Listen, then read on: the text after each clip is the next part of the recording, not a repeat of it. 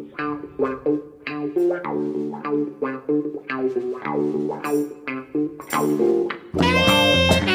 morning, sir. Good morning, Mr. Hudson, and welcome all to My Life, My Music.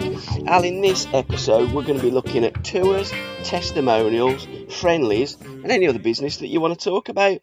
But before we get cracking on into the podcast, we often start with a photograph, and let's just indulge in Johnny Haynes and that wonderful photo of Johnny at Craven Cottage. And you were there with your pal the other night to see Chelsea win 2-0. Yeah, I don't go to the cottage too often, boys. They're very you put the thing on the photograph of when we were kids with the Chelsea Boys Club, which was a very special moment. Yeah. I was a little bit too young, but our Chelsea Boys Club was a good team. We have my brother who played for Chelsea in the youth team and went on to play at lower level. He was the one that played against Alan Hudson at Burton that time, and my dad recommended him to Fulham and fell on deaf ears, same as I fell on deaf ears at Fulham. But I've always been a special part of my upbringing, not so much now. Every time I walk past the ground, I think of Johnny Haynes. I knew Johnny Haynes very well. I was getting to know even better when he sadly had that car accident and, put the end to him. It was tragic. He was such a great man. He was in the mould of Bobby Moore, up there. Well, he could have went to any club in the world. Yeah. I think he's probably, when it comes in football terms, I've never seen nothing like him for loyalty. People like Bobby Charlton stayed in Manchester United, okay, but it's all right to stay at a big club. You're playing in big competitions every year. You're winning things. You're in the European Cup, and then they had Munich, and which was tragic and it's close to his heart, obviously. And Bobby stayed there, but John stayed at a very small club like Fulham, but still was one of the first on the team sheet for England for many years, and I've watched him play. The best I've ever seen him play is been on film because I was too young, really. And I wanted to go to Fulham and take his shirt from him. And I told him that, and that's how we become friends. And I once wrote a book about him, where Fulham going to get the next Johnny Haynes from. And he wrote back to me, he says, "You can't print this," he said, "because Chelsea people will shoot you." I went, "John," I said, "let me worry about the killing, I said, this is worthy of your art. It's a great book. And strangely enough, Paul, everything I wrote in the book has come to light. It's all come true because this was before the foreigners were coming over, the foreign players, and saving our game in many ways.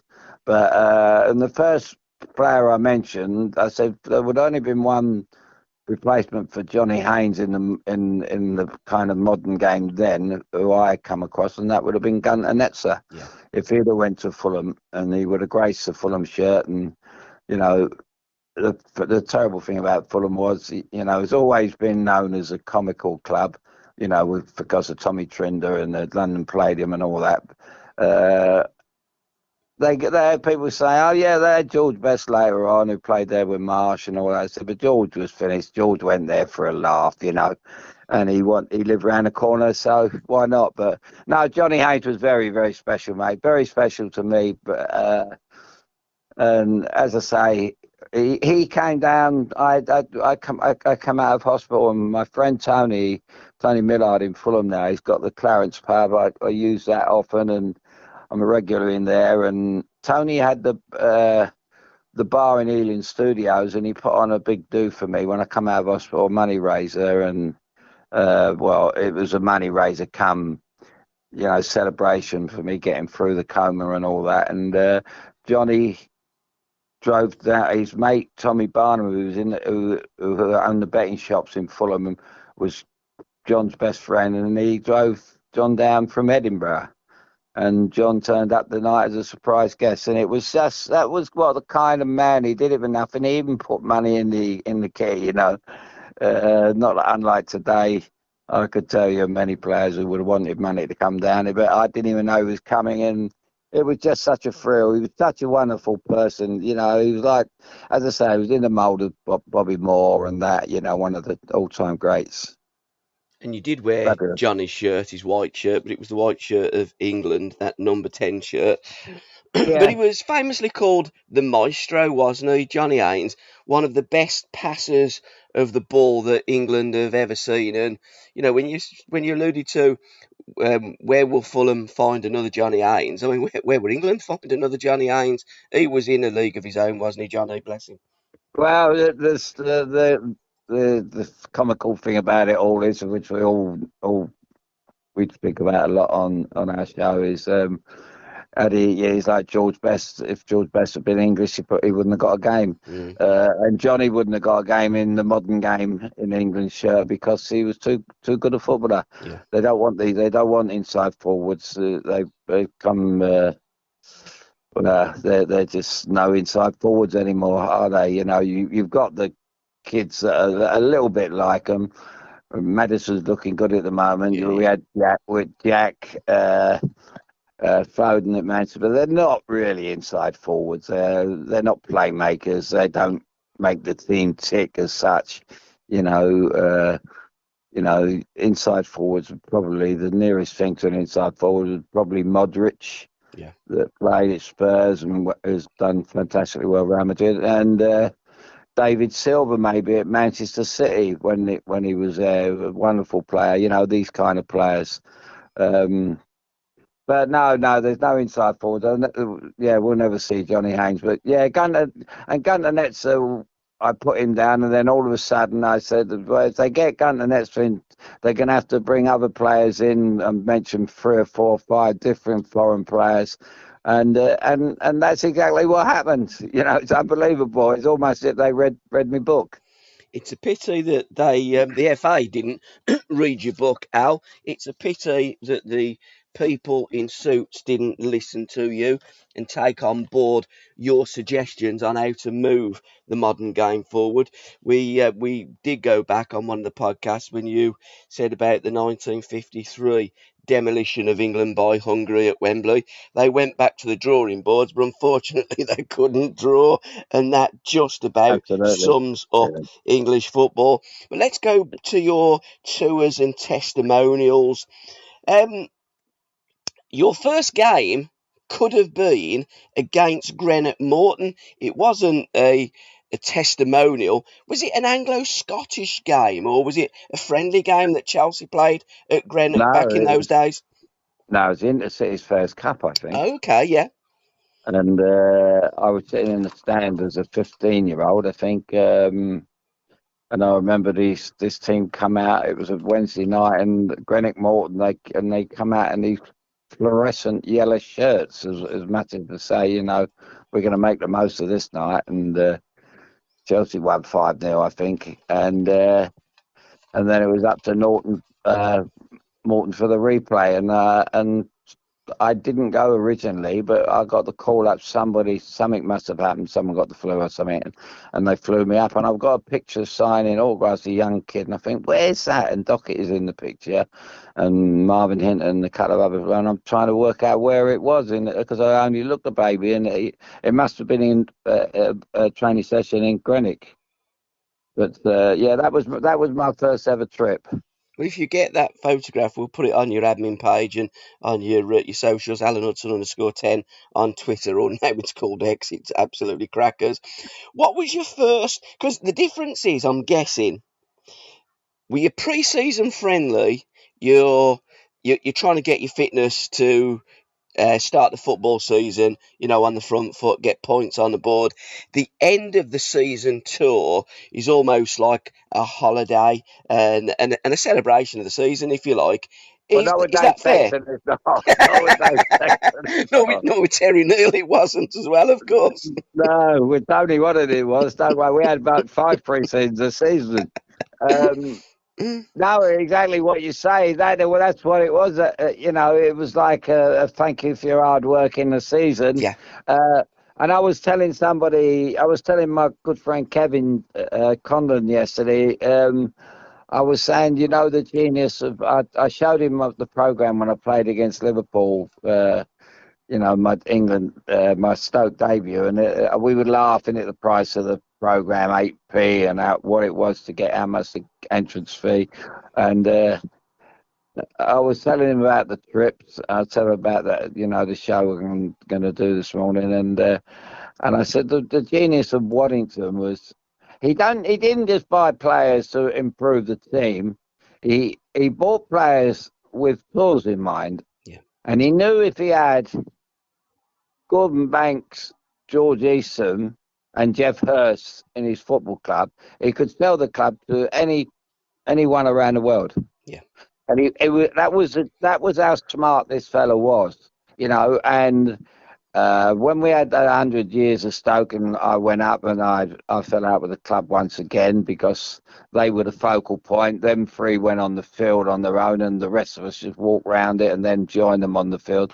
But the three 1966 players who were in the World Cup winning squad were on the field first, and that's how they sold that day. Yeah. So that was all Waddington. That weren't Stoke City. That was all Waddington, and Waddington did that. And Waddington, the testimonial was Stanley Matthews when he brought Puskas in and all that. That was all Waddington. Stoke City wouldn't have had the first clue how to put on something like that. That was all the genius. That was all the upstairs work of Tony. He was an absolute Incredible. genius, and this January, it's going to be 50 years, the anniversary of Alan Hudson joining Stoke City and really transforming that club to be one of the big hitters in the Football League, almost winning the league in 1974-75 season, Al. And sadly, had that roof not blown off, who knows what Stoke could have done under Waddington and bringing them players. Because let's just talk about that tour of Northern Cyprus. He signed Jeff Salmons, and did you tell me in a previous podcast he almost signed Francis Lee? God rest his soul, he's just recently passed away. He had anyone that walked into the Golden Sands Hotel bar, he would have pinned against the wall.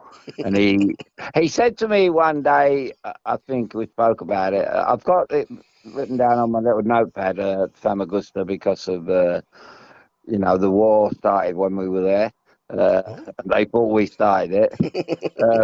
It was we was by the swimming pool after about 3 days. We played the local team, Famagusta, and I think we might play Chevy United. I can't remember. The trip was that good, And Tony came up by the swimming pool, somewhere you never see him. He had his shirt hanging out his pants, and the same old Tony. He'd been up all night, and he'd been having a good time. And he said, "I need a favour off you, Al." I said, "What's that?" He said, "Will you come to watch Sheffield United play tonight with me?" So I went, "No." I said, "I can't." I said, "I'm going out." I said, "We're on tour, mate." So he went, "Al, do me a favour." He said, "Because what it is, I'm thinking of signing a player from Sheffield United, and I want your blessing. I want to see if you think you could play with this bloke." That's how thorough he was. Yeah. And the respect was immense, And I said, "I'll tell you what I'd do, Tony." I said, "I'll come for the first half, and only if you come out with me for the night afterwards. We go down this club that we found." And he said, "You got a deal." So I went and watched Jeff Salmons play. And strangely enough, Jeff Salmons played this night in my position. And I said, "The way he's playing now, I know they're only playing Famagusta." I said, "But he'll end up taking my place the way he's playing here." He went, "No," he says, he's a left-sided, left. We need him down the left flank. He had a wonderful left foot. I said, and he did. He was a great signing. And he said, "No, he's all down the left foot." And that night in the bar, in the hotel bar, Jeff Salmons was there, and he sorted his contract with him, and Jeff Salmons said, "It's all right you're doing all this for me." He says, "But you got to get the blessing of the club first." He says, "I'm not going to say I want to come, I don't want to come." He said, "Jeff, I got some news for you." He said, "The club have already agreed to sell you." I've done the deal. I've done the deal. You're coming to us. He says, not only that, I got you a ready-made roommate. And I'm standing next to him, aren't I? And he went, you got in there. He wished he hadn't have done it now. But, and Sammy and I become like the Siamese twins in Stoke, and exactly what you just said, the following night, Franny Lee was in there. We're trying to, which would have been a great signing, with Jimmy Greenoff and Jeff Hurst up front. Jeff was still a good player, but Franny would have got a lot of goals for us. And again, And he could. That's the fact. When we played Leeds, he could have smashed Norman Hunter again, couldn't he? I mean, again, one of the game's characters, and City let him go. They thought that his shelf life had gone, but won the Football League Championship with Derby in '75. And again, had he have signed on that tour for you, may have won the championship for Stoke City in the '74-'75 season. Waddington was that close, wasn't he? Absolute genius of a man. And Sammy. Famously caught 4:30 in the lift by Don Revie, put paid to his England career, didn't he? Yes, he did. He didn't listen to me and get in the cab outside. He said, I'll be along in a minute. So I went home. I went back to the hotel and I got stripped off, jumped in bed. Door went. 5 minutes later, he walked in. He said, "That's up my international career over before it's begun." I said, "Why? What have you done now?" He said, "I got in the lift with Don Revie." And we had a 11 o'clock curfew on a Saturday night after we played that day. How ridiculous! And everybody was down. It was all down George Best Club that night and having a great night. And he only did it to see who would break the curfew. Alan Clark was standing in the corner, one of his players at Leeds, and I remember walking in and Alan Clark said, "You'll go mad, you lot out." So it's one rule for us and there's one rule for you. And it just shows you what they were like, Leeds, I just couldn't stand them. And our players, 3 or 4 Chelsea players signed for Leeds. I would rather pack the game in and sign for Leeds. Your first tour, Al, can you remember as a kid at Chelsea? You didn't go on to the Chelsea like Barbados, didn't they? I don't know what it was. You didn't go. I missed the Barbados. I missed the Barbados. That was that Barbados tour. I think they went before I got in the first team. They did like Barbados. But I missed the Barbados. That's the one I wanted to go on when I refused to go on the under-23 trip. Yeah. Because of my ankle. And I said, I want to come. Told Dave, I blame the manager for me getting banned. He only had to explain to Alf that, he can't come because he's injured. And I said to Dave, I want to come away with the lads. I said, I've had a long, hard season. I said, I can't play. Well, the game, that's exactly how you started this conversation. It wasn't about going away and winning games. And, Dave was obsessed with football, and he didn't understand the word holiday, vacation, celebration, it was all that, and that happened. But I went on a couple of trips with the youth team, were quite memorable. One to Germany, I think one was in Bremen, and the one where I went to Lucerne with them, and with Inter Milan and Partizan Belgrade and all that. It was very impressive, to see all the other kids in there. The one thing that caught my eye was the Inter Milan strip, and although it wasn't Doherty, it was he was a one for getting beautiful strips. Chelsea have always had that, and that was all down to Doherty. But my first real trip, strangely enough, was I had the injury called the Osgood Slater's injury, and that was when I was 16 going on 17, and 17 on June the 21st was the day you're either going to sign your pro or they're not. My brother was there before me. They didn't sign him because he was one of the people on in the squad that went to Blackpool that got sent home. But my brother wasn't out with them, but he got tied with them, and he didn't sign him. And there was murders with my father.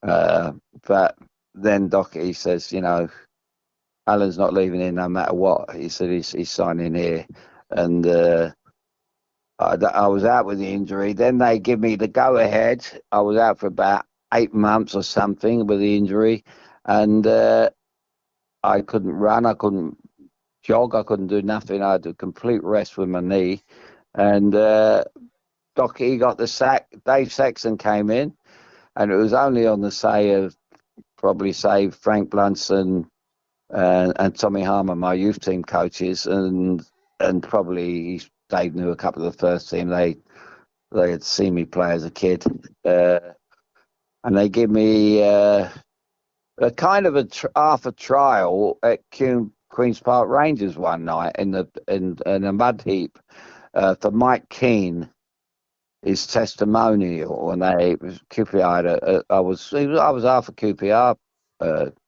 supporter at that time because I'd gone from Fulham to QPR because Rodney Marsh went there. He was the best player, and he signed me the following day, and 2 days later we was in Mozambique. Right. So that was where Eusebio was born, wasn't it? Yes, he was. Mozambique, yeah. Yeah. Yeah. So that was my first trip. That was my first trip with the senior team. So I was now full pro at 17, 21st of June. Obviously, don't take much working out, which I can't work out at the moment. 1951. Yeah.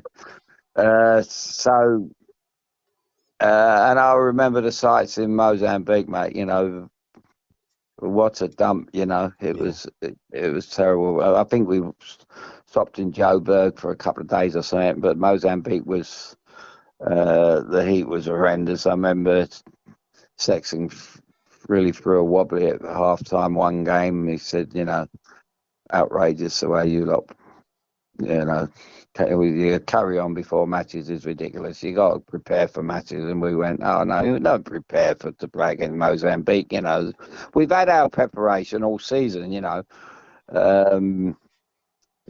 got it. They didn't understand what pre-season, what end of season tours were all right. Pre-season you can understand, that it's for getting fit and buckling down a bit, but not end of season tours. Any professional footballer will tell you that.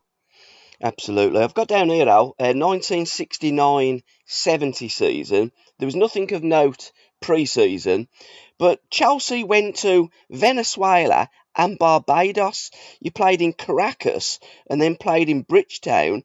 And the one game that you played in Caracas, you played against Santos and got beat 4-1. Have you any memories of that? Did you go on that trip? Did the boys coming back saying, blimey, we played? Because you played them twice, didn't you? You played them in Kingston in the February of 1971. Well, I remember, no, February 70, wasn't it? I've got down the 2nd of February 1971, 33,000 in Kingston. A lad named Douglas scored the winning goal in the 86th minute.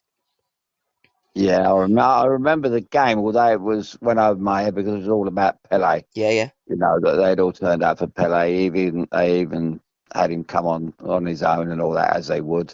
But I remember that game. I remember Caracas. I can't remember playing Santos. I don't know what kind of team they had. I didn't play. If I can remember Caracas, because I was trying to think of a song. I was on the beach. Was in the water messing about with Oscar. Was having a drink, and I was singing "Back in the USSR." Okay. I'm not sure. I think that I mean, the Beatles was my big thing then. Beatles. I was a Beatle. We spoke about all my love for music, and the Beatles, the Bee Gees, Air Supply, this, that, and Supertramp. But the Bee Gees around that time in the late '60s were what this country was all about, and they were just bringing albums and hits out like Fabulous the Standard, and like I say about footballers, football is all about, when people say to me, "Hey, he's a good player, he's a good player, he's a good player," I said, well, he might be a good player, there might be a talented player, but at the end of the day, football is all about, doesn't matter whether you're a kid in the youth team, doesn't matter if you play on a Sunday morning, doesn't matter if you play in a Southern League. Football is all about consistency. Yep. And if you could play as well as you can play week in, week out, this is why I loved Alan Ball. Yeah. Alan Ball was consistent. Great players are consistent. Frankie Lampard at Chelsea for all the time he was there. He was consistent. He didn't mess about. He scored them 20-odd goals every year in midfield. That's consistency. That's greatness, and consistency is everything, and in life in general. Yeah. Be consistent. Don't do one thing one day. Don't be a nice person for 3 days and a horrible person for 4 days. Be consistent. Be what you are. And footballers, I prided myself on that. And I think in 1972, my friend told me, after my injury as well, my friend Brian Madley of the Sunday People told me, he said, I broke the record of 10 out of 10s in a season. Well? Johnny Haynes held it, and I broke the record. I don't know if it's in the record books. I don't know. I don't know if Sunday People will still go through it. And Brian Madley told me that. He says, you hold the record for the most 10 out of 10. They used to do them ratings in the Sunday People back then. Yeah. And that was quite something. But Johnny Haynes would get 10 out of 10 nearly every week because he played in a Fulham side where he was head and shoulders above everybody, But for me to get it, and especially after my injury, and I think it was the 71 or 72 season. Might have even been the season when I was fighting my way back after my ankle injury. But it was a hell of a feat if I did. I can remember getting 10 out of 10s quite a few times in certain matches, and I thought I should have got 11 to tell you the truth. But so that was great. That was something else that tells you about consistency. That's why I mentioned that.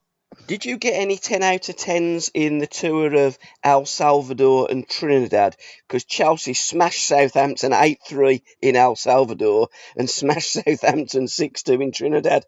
They must have been really pleased to go on that tour with you guys.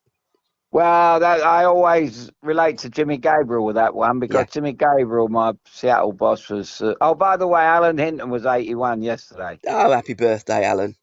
Yeah. And I sent him my best wishes. I'll be sending him an email in a bit. Jimmy Gabriel was on that trip. I remember Jimmy Gabriel had this trick by the pool. He'd throw a bottle of Bacardi. He'd stand on the springboard at one end of the pool and throw a bottle of Bacardi into the other end of the pool and dive in after it and come up with the top off and drinking it.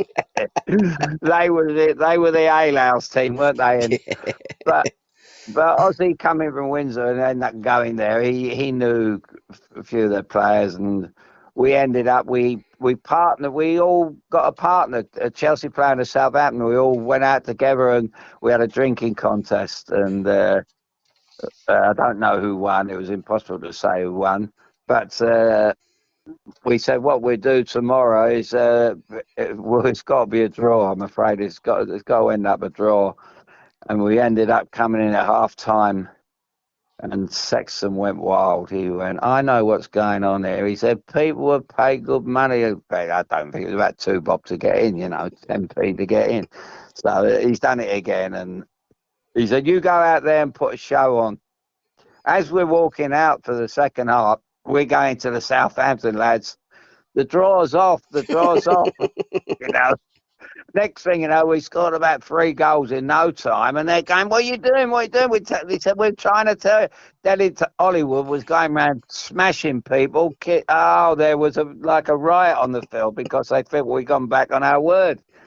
Because their manager knew what their team was like. He had the right idea. Go and enjoy yourself. So that was what I remember about El Salvador, yeah. So don't take no... I don't know if you could get a bet on end of season games at that time, but I wouldn't have bet on those games. 8-3 and 6-2, whatever it was.